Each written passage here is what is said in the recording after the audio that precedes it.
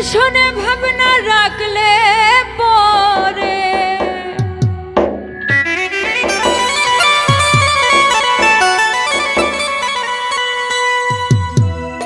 দর্শনে ভাবনা রাখলে পরে দুযুগ হবে ঠিকানা।